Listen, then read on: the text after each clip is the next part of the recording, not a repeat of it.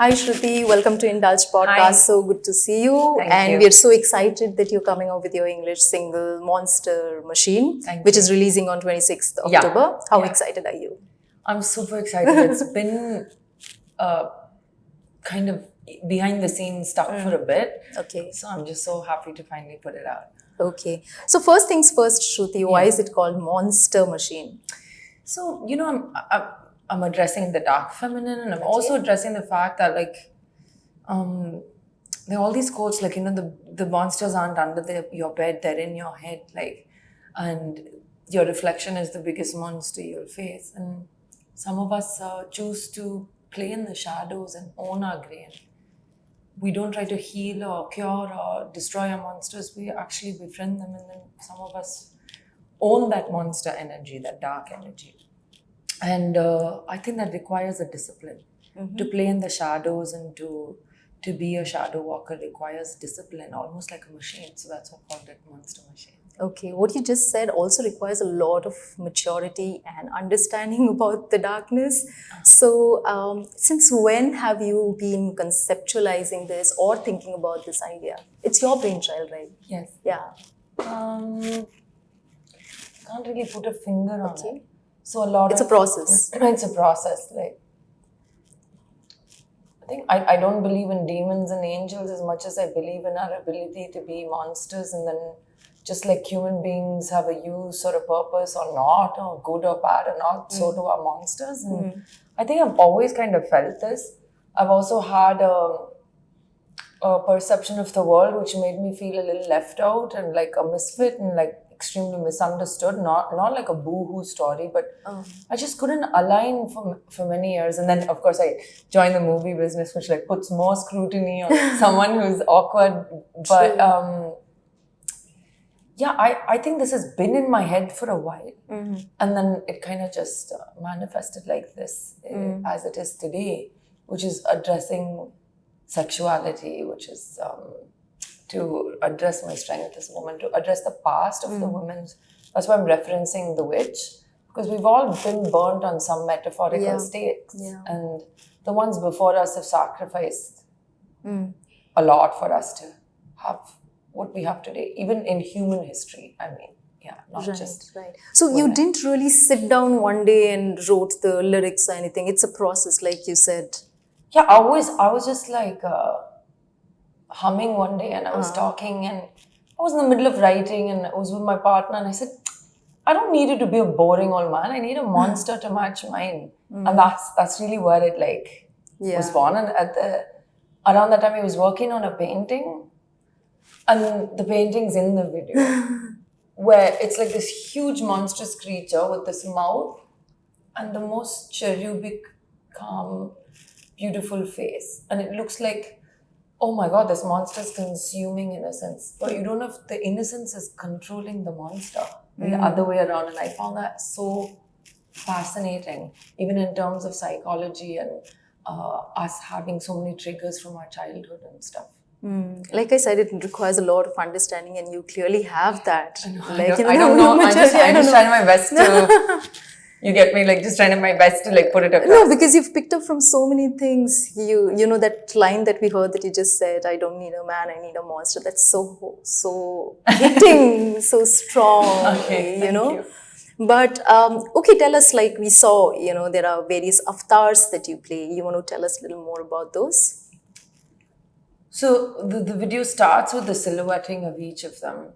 There is the heroine or the actor or the one which I really related to, where I was expected to be a certain way. Not to say that my experience in films have been disingenuous. Okay. They allowed me to become so many things, to have that, to be tended to be presented to the world. Right. But then I also have a broken disco ball and this painting behind it, because every actor, I think we know that this isn't real. Yeah. And the reality we create is not real also. So we live in between these places, and I wanted to show that. I wanted to show a movie set and how many times I've had to keep quiet and not share my ideas. And wait. And then there's a mirror right there, so I have to go face it every time. While I look at myself and I'm like, where is Shruti? So And it's my job to lose Shruti as well. True. Because then I'm not an actor. So it's just, that was one character which had a reference to waiting for the shots to be taken. Right, You know what I mean? Right, yeah. And then there is the archetype of the witch who's waiting at the tree. She doesn't to be burnt. We're almost also living in the fear of what we're going to do that's going to get us burnt. You know what I mean? Like, so that is one archetype, and she says nothing, she watches. So it's like history watching everything we're doing today. Then there is the narrator, as I call her, who's hammering the point in, which is why she has the hammer. And a hammer is quite a masculine tool you see in men's hands. So we really wanted to give that to a her, woman, to like her. Odin's hammer. Yeah. Like, and to hammer the point in continuously. Correct. And then we have the monster. My monster looks like that. Yeah. Okay, it's quite heavy. No, but like it comes from a very, very personal space, like you've explained. And you've had that inside you for so long. For you to come out with something like this. It must have been, did it take a toll on you? What? While you were preparing this, say while you were writing or while you were enacting it, no? No, I enjoy all the phases of my life. Okay. And I think we all have things that we don't show to others. And we all have things that we're not sure, like who will accept it and who will love it. Okay. You mentioned one of the avatars, like, you know, where you were waiting to be shot. Okay. In real life, the Shruti that you are, that also is like we play a role in. Have you incorporated that as well? I don't play much of a role when the camera goes off, and I'm not just saying it for like, you know. No, I mean, as human beings, we ourselves sometimes we have all these existential crises. No, that's and the all thing. that. I think through therapy and through work is like I don't play preordained roles. Like I have scripts for my movies. I can't let other people give me scripts for my life. Right. You know what I mean? Yeah. Okay. So this has been like a year or something that you've been working on this? Like once the idea fell into place and you wanted it? How long did it take? There was like a whole bunch of like stuff before where we did one version and then we redid it. And it was a lot. I'm really thankful because so it started with this idea and then I knew I wanted to make a video. And I spoke to Dwarakesh, who's a dear friend, and he's a director, and I wanted a director who enjoys and is willing to have this weird celebration with me, you know, creatively. And he really got it. And I'm really thankful that during this time when I was working on Salar, Bhuvan sir and I got really close. He's also like one of my favorite people that I've worked with because he's just really creative, but he's also like a wonderful person. He agreed to shoot the video. So the first version we did was like very similar, but like in terms of intent.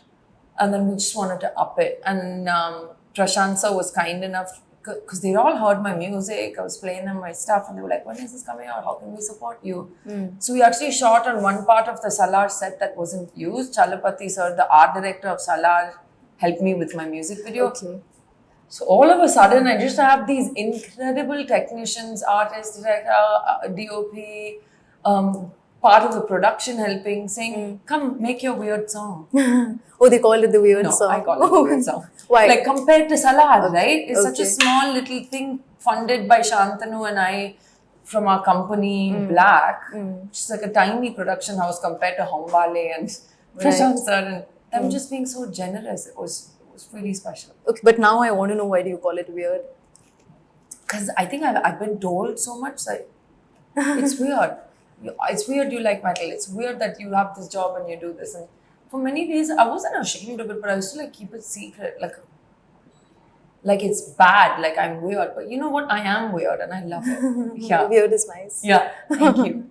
Okay, so has the video come out like you've imagined it?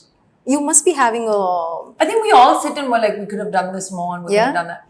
Yeah, like I look at my performances and I'm like, in movies and I'm like, I could have, I should have done that. I should have done that. With music, I'm even more, like I'm actually very controlling because I'm like, no, we need to edit it right there. Because I'm like, Do you know what? You look at anything and you're like, I could make it better. I could make it better. And sure, you could. But you could also just be really honest about the process, and the authenticity and honesty will always come through. Right. And I think when I see this, I'm like, sure, people will have opinions. You should have done this, you should have done. But I'm like, you know what? That was really very honest the way we all got together, and that's enough. Right, yeah. So it's a very honest production. It comes from a very personal space. What are the kind of responses you're expecting? Since you've been through so much, you've said, I don't preempt responses. okay, I don't. Like, I don't prep for good or bad ones. I don't think people will think this. I know that I'm just saying, hey, this is a part of me and I want to show it to you. whether they like it or not.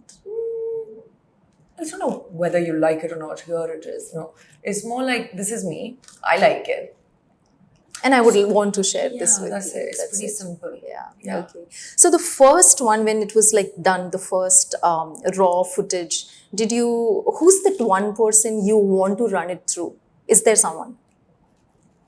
Your dad, your mom, anybody? No. Your sister? No? Like, is there someone I have that the you... team I create with. Okay. So many different opinions. And to me, it was really, except EP, who also manages me, everyone else was, and my stylist and my makeup artist, because we created and curated these looks and all of that. Apart from 3 or 4 of us were women, it was a lot of guys on the set. So it was interesting to say, hey, they would be like, but do you think that's too much if we do it? And we're like, no, we want to do this because it reminds you and it keeps you in check. But there was a lot of us who had a lot of trust and open communication. Okay. So I think it's important to share it within your team first. I'm quite reticent in that sense of like, I don't want to take it to somebody and then, because I'm like super sensitive. Okay. So I really save my things up to a point where there's a little bit of a point of no return so that I can stand by my heart. What I meant to say is, like, is there someone whose opinions matter? Well, it depends from project to project. Okay.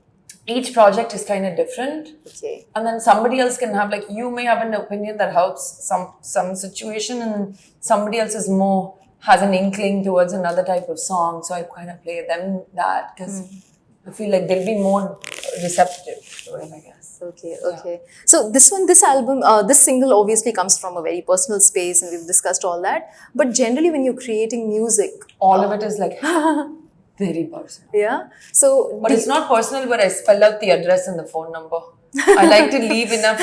Yeah, like I love to leave that space where it can be interpreted to you. Right. Okay. So your inspirations, that's what I wanted to ask. Do you look up to someone for inspirations? Your inspirations are your experiences? My your experiences, but yeah, I mean, just musicians, writers, actors, filmmakers. I've had so many, but musically, my influences have been a lot from rock and roll, singer-songwriters like Tori Amos, who's like, I think she's like an actor with her voice and like a writer with her screenplay. Like, it's just like really special. Chris Cornell, Soundgarden, Audio Slave, always loved him. I take a lot of inspiration from like metal and new metal, and that they were like really, they were just like really focused in showing their energy to the world. I don't know if that makes sense. Okay. And I love that. So that's really inspiring. Right. Okay. So you started really young in terms of music as well. So when you look back at your journey, what does that make you feel? Does that make you feel happy? Do you think you should have created more music? Yeah, definitely. Definitely? I feel like I should have done more. I should have put out more. I have like What stopped you? movies. Because I was like busy, so busy doing it. Now it's fine. But you wouldn't regret that. No. What about like 5-6 years ago? Let's say 6-7 years ago, I was categorically told, "How nice, you should sing." Somebody will say, "But playback, don't do that other stuff. It'll confuse people." When I joined the business, I was straight up told by a bunch of people, including someone I was like with at the time who was also an actor, was like, stop wearing black. Stop doing this weird music stuff like in this way. Why don't you sing in a way that's more appealing to people? And like, whatever work you're getting, you won't get after this. And it scared the shit out of me. It really did, because I was super young and I was like, okay. So it was like a rebel tag or something. Yeah. I don't think... Like an outsider. Yeah. You don't fit in, like you said. Yeah, multitasking, singing in English. And it's like, yeah. Why? Why are you doing this? Like heroines are not supposed to sing no, in like, English. Just because I hadn't proven myself as an actor as well. So it's like, okay. So people were like super encouraging. And it was like damn confusing because like people were super encouraging of my music. But they were also like, but only that much and not more. So I was like, screw it, I won't. But have you understood why? Like, why did they say playback, don't do the other shit? Playback, huh? Why? Because it's more appealing to them. It's more easy to digest. But I'm happy to cause creative indigestion. Very nice, yeah. Okay. So, in terms of, you know, you have a band and you make your own music and yours is your own kind, you know, you do you. But in terms of music, when you see in the country, like, do you think there is a lot more to be done? As in, like, you know, albums don't make that much. Everybody says, like you said, playback works better, you know, singers there do better. It's a really good time for independent music. Yeah. Like, last time independent music was shining and like reverberating was the 90s. Where you had like your Lucky Ali's and Anainas and Rageshwari and like everyone. True. And now you just have like the most incredible musicians who are independent, rappers, singer-songwriters, electronic musicians, people who are mixing the hell out of genres without rules, which I love. As well as now you see films imbibing songs into them. Yeah. Advertising saying, we want that. And social media being the conduit for people, I think it's like the best time. Okay. Talking about social media and the age that we live in the age of collabs, is there anybody you would want to collaborate with, to create music? Yeah, and I absolutely reach out to them on Instagram. Yeah? And I'm like, hey, because I love appreciating other artists, whether it's act, and I never used to do it first. And I think that was pretty shitty of me because I would sit at home and I'd be like, Supra pannirukanga, like this is so good, this is nice. And I used to be like, hi, nice to meet you. And I'm like, why didn't you just tell them you're awesome at what you do? Because I wanted to hear that. So now I really make an effort to like reach out, just not with the intention of let's do something, but when I like the way someone's looking or what they've done or how I take that time, and then sometimes that translates into a collaboration. Okay. And the good thing is I already respect what they're doing, so kind of. So who are the artists that you would want to collaborate When with? the song comes out, you know. Oh, okay, like that. All right, moving on to films, which is also a great part of you, you know. There are films in the pipeline, right? You're doing lots. You want to tell a little bit about that? So I have The Eye, which is my international film, coming out soon because it's now doing the festival circuits and doing extremely well. So happy for the team. And then, of course, Salar, which, you know, is super special. Finally coming out on December 22nd, and I think people are going to love it. And then I have 2 more films I'm announcing, and then, yeah. That's you don't want to try OTT? I have with Bestseller. Really enjoyed it. Anymore? Well, yeah, if and when it feels correct for me. Okay, I'll go back to music and ask you, what is it that music brought to you which any other aspect of your career couldn't? I think, well, even writing does that. So I was just going to say it's like being able to create worlds in solitude, because when, you know, on a movie set, so many people come together, which is the beauty of it. I think music gave me a fearlessness, which has taken me through life. Whether it's listening to other people's music and seeking energy from it, or it's just using my music as a way to channel things that I don't have an avenue in life or in movies. Music has given me fearlessness. So if you're to look at it, like you can stop working in films, but music is always going to be with you. No, I is don't it think supposed to be stop like? working in Okay. films. I don't think that's also a constant. You'll always want to work in films. Yeah, I have. Yeah. I have. I can't separate the two like that. Okay. Like my journey with music has been longer, but now my acting journey has been longer as well. Like the acting feeds into the music. Acting has made me a better musician. Cinema, even this video is approaching it cinematically. So I found that happy. I don't want to choose. Yeah. Okay, all right. To sum up the album, if you had to put it in one line. An album. I No, mean, no, single. no, the single. The single. If you had to put it in one line, what would you call it? How would you describe it? Say it's a homage to somebody, it's a tribute to It's not a somebody. romance. It's actually just a love letter to myself. Oh, wow, okay.